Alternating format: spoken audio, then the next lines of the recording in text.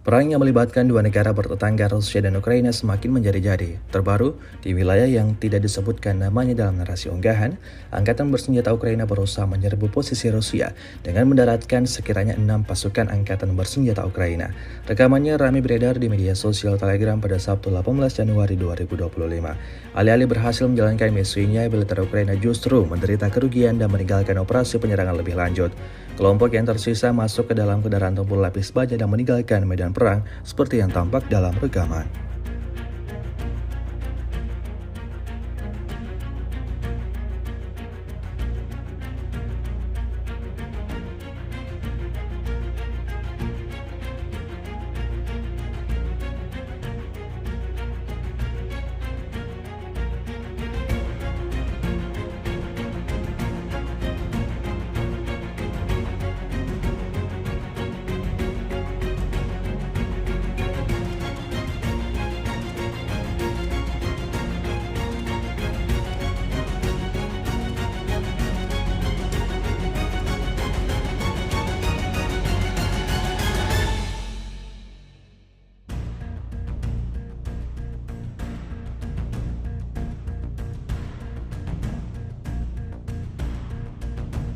Download Tribun X sekarang, menghadirkan lokal menjadi Indonesia.